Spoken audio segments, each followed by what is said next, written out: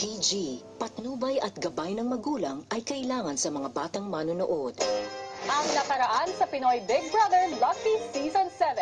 Habang komportable na ang may hawak ng dalawang lucky house sa loob ng bahay ni Kuya, patuloy ang hamon ng White Room para sa ibang housemates. Dadalhin ko kayo sa isang lugar kung saan haharap pa rin kayo sa iba't ibang pagsubok. At sa dulo ng 24-hour White Room task ni Bahinay, Tinatapos ko na ang buhay mo sa White Room. kaganda! Paano pa nga ba mapapatunayan ni Cora, Bahinay, Jerome at Will na sila ang karapat-dapat magmay-ari ng third lucky house? Lahat ng yan dito lang sa Pinoy Big Brother Lucky Season 7.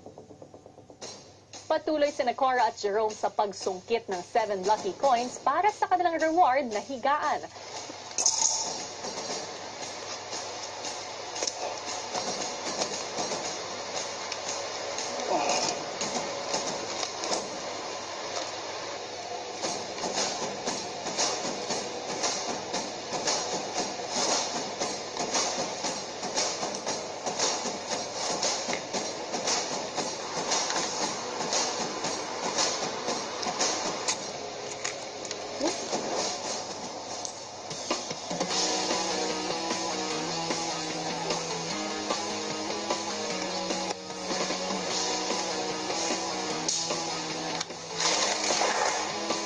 Maya-maya pa ay nakuha nila ang kanilang reward. May kama na ako.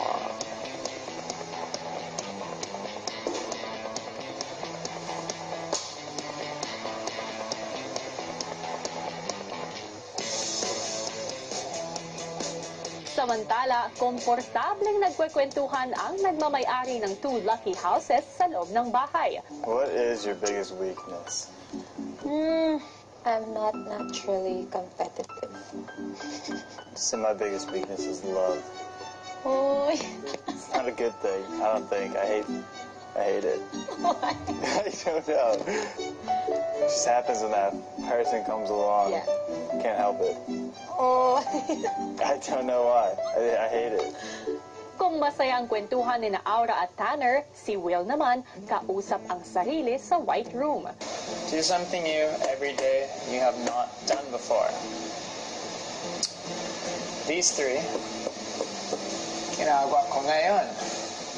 At sa pagtatapos ng kanyang 24-hour White Room tasks, pinag-blindfold si Will ni Kuya. Tanggalin ang blindfold.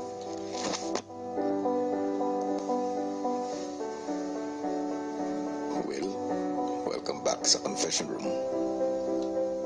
Thank you. It's good to get out of that white space room thing. Kamusta ka? Hindi ko alam. Pakiramdam ko parang nababaliw ako. Nasa isang puti na kwarto na walang magawa. Kailangan ko lang ipaalala sa sarili ko na yung mga values ko, if there's one thing na natuto ko dito sa bahay na to is stay true to yourself. And one of those things is never ako sumusuko. Marami na akong na-invest dito sa karanasan, sa lahat, to just give up in the end. Alam ko, hindi naging madali ang buhay sa loob ng White Room. Ngunit gusto kong malaman mo na hindi kita nilagay doon upang parusahan. Nilagay kita doon para subukan ang pagkatao mo. Gusto ko kasing malaman kung hihinto ka o magpapatuloy sa laban. Gusto kong malaman mo, Will, na tinatapos ko na ang buhay mo sa loob ng White Room.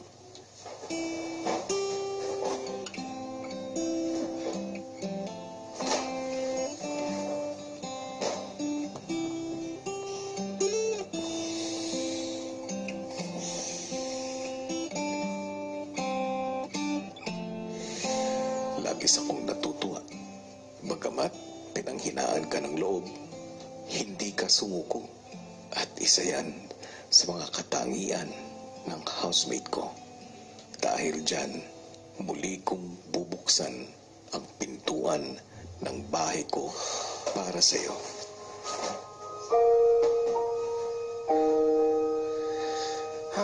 It's over. Ang naiwan sa kanya-kanyang white room na sina Jerome at Cora, sinimula na ang task para sa kanilang kakaining kamote.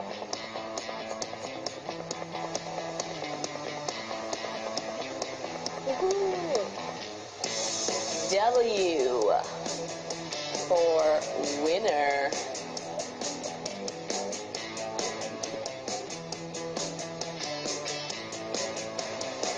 S.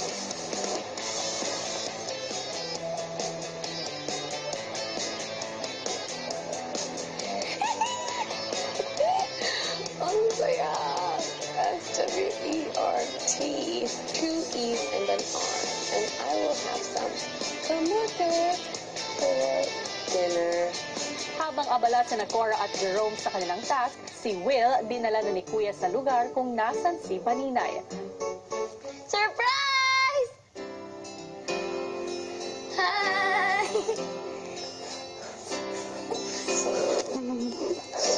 We made it.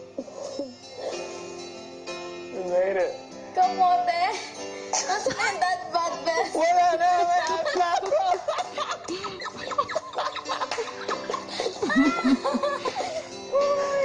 What is life? Oh my God! Sa White Room, halos patapos na rin sina Cora at Jerome sa kanilang biggest task. Yun. Ito na lang.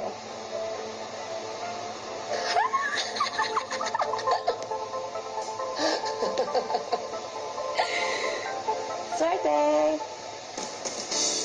Ang saya! Yun.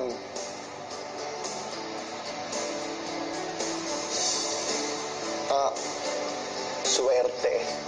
Matapos makuha ang kamote na reward, agad ibinigay ni Kuya ang 24-hour White Room task sina Cora at Jerome. 4 na reward ang maaaring makuha depende sa White Room task na matatapos nila. Ang unang reward ay isang bagay na mapaglilibangan kapag nagawa ang karayom task. Ang second reward ay 1 slice ng cake o ice cream kapag nagawa ang bottle flip task. Ang third reward naman ay pasta at steak kapag nagawa ang pawis at luha task. At fourth reward naman ang shower time at pagpapalit ng damit kapag nagawa ang Tower of Cards task. Pinili ni Cora unahin ang pag-flip ng bote ng 5 beses para sa isang slice ng cake.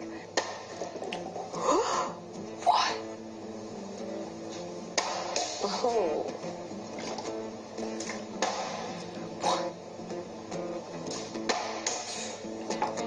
Samantala, pinili ni Jerome ang punuin ng luha at pawis ang 2 baso para sa reward na pasta at steak.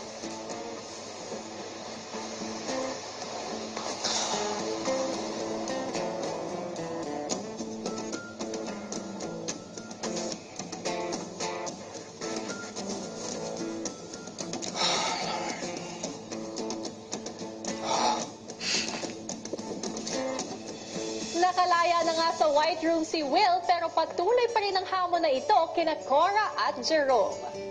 Good evening, Team Kapamilya! Sari-saring reaksyon at emosyon nga ang natutunghayan natin mula sa mga housemates na nararanasan yung tindi ng White Room tasks. At parte ng kanilang hamon ay hindi nga nila alam na matatapos din ang pananatili nila dito makalipas ang 24 hours sa pagbigay ng White Room tasks. Sa ganitong paraan, mas makikita ng ating Lucky 17 housemates ang karakter, ang pasensya at determinasyon nila para malaman kung sino ang pinakakarapat-dapat makakuha ng ikatlong Lucky House. Ang tanong, sino nga ba kina Cora, Baninay, Jerome at Will ang papasahan ng swerte ng teens? Malalaman natin ang kasagutan dyan bukas. Samantala, ano pa nga bang naghihintay na task sa mga sinusubok na housemates? Narito ang kwento. 5 oras matapos magsimula ang 24-hour task sa White Room, wala pa rin natatapos na task sina Cora at Jerome.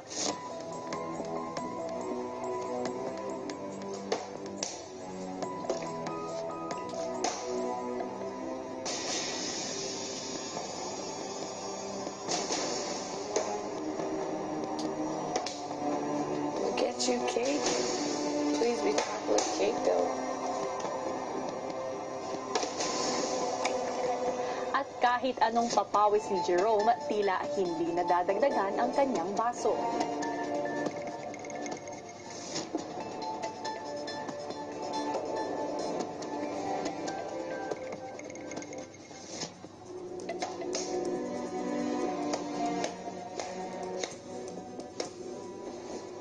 What if they give me challenges where I need my bodily fluids and my strength? The crying I can do, but the sweating. Si Cora napagdesisyonan na magpalit na muna sa Tower of Cards task. Gamit lamang ang mga baraha, kailangan mong gumawa ng isang Tower of Cards na may taas na 5 feet.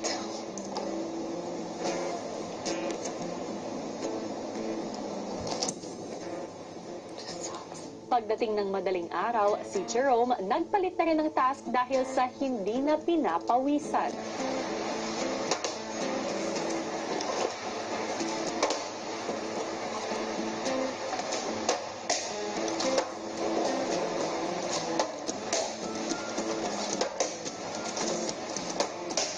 Dahil wala pa ring matapos na task, sinubukan rin ni Cora ang karayom task.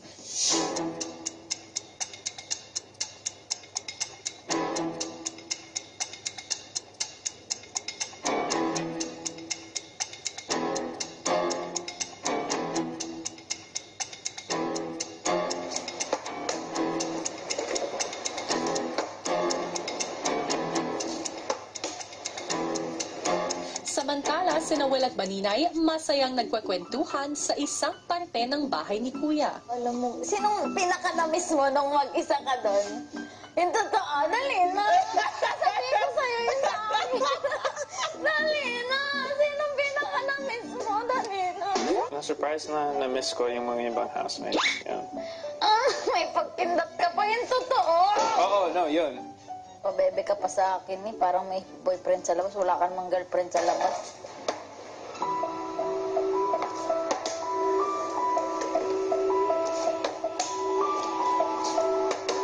Samantala si Cora, natapos na ang karayom task.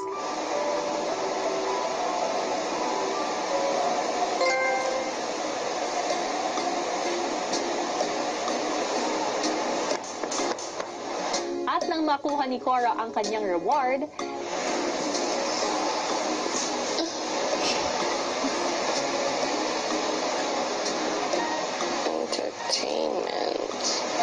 pagkatapos ng 24-hour tasks ni Cora, pinag-blindfold na siya ni Kuya.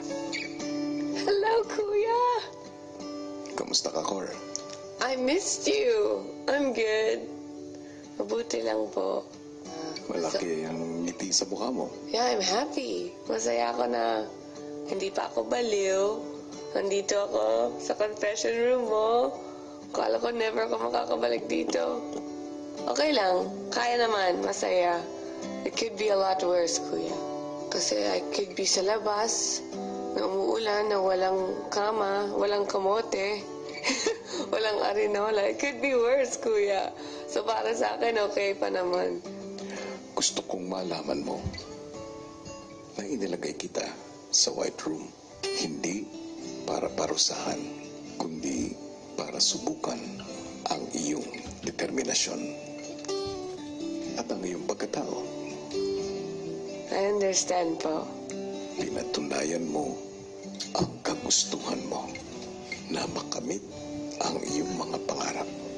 Nanindigan ka at hindi ka sumuko. At dahil hinarap mo ang buhay sa loob ng White Room ng buong tapang, gusto kong malaman mo, Cora, na tinatapos ko na ang buhay mo sa White Room. Oh, thank you. That's wonderful. Muli kong bubuksan ang aking bahay para sa iyo. Thank you! Ang saya! Ang saya-saya! That's wonderful, wonderful news. Salamat po. Susunod, Nag-uusapan niyo ako, ha? Ha?